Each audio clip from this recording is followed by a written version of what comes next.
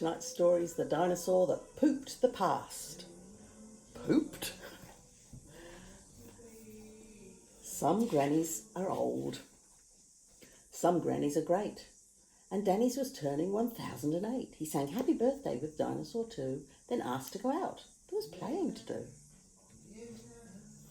You cannot go out till your plates are all clean, said Granny while serving up sludge that was green. There were broccoli, eggs and hard Brussels sprouts, and the dinosaur slopped the lot into his mouth.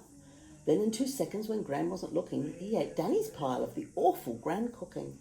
Well done, Granny said. You've eaten enough. Now you can go out and do awesome cool stuff.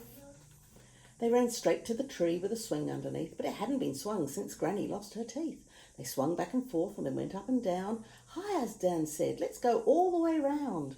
But that wasn't an ordinary swing. It had powers. Powers to turn back the minutes and hours. They counted to 3,000 and pushed hard off the ground, and they looped and they looped and they turned round and round.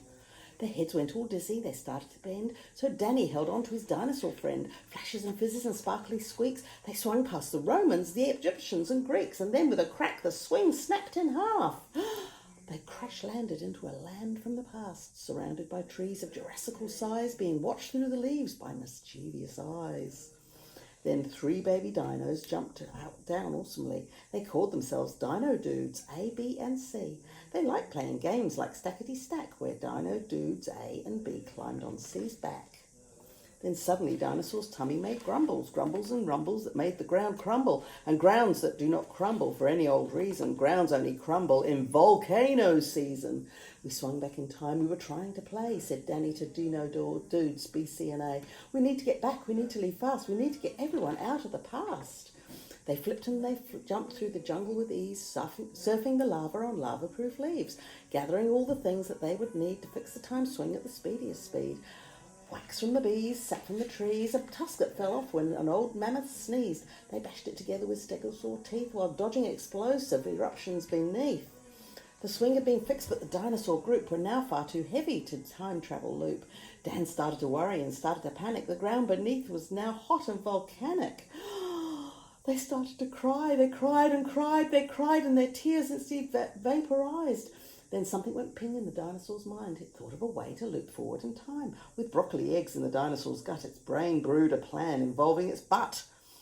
He knew there was only one thing he could do to get back to the future. He needed to poo. Poo? The poop came out fast. It had broccoli power and launched them out to 88 miles an hour. It pooped out a pile of grand soggy egg veg with Dino Dudes A, B and C on its head. It pooped and it looped them all forward in time, away from volcanoes and hot lava slime. The Romans and Trojans were covered in poop. They all got a taste of Granny's broccoli soup. While looping through Egypt, it pooped out a pile which made a poop pyramid next to the Nile. It plopped out the sprouts, its bum did a smelly, and looped out the last piece poop from its belly. They fell out of time. They made it back home, but Dinosaur and Danny, they weren't on their own. Dino Dudes A, B and C were there too. They travelled through time on the broccoli poo. They all started cheering and jumping around. It seemed like new dinosaur friends had been found. And just when they'd all had the veg they could take, birthday Gran served. Guess what she served up? A broccoli cake. Does your Nana make you broccoli cake? Or does she make yummy chocolate cakes? I hope she makes chocolate cake. Night, night. No pooping. No making smellies. Night, night.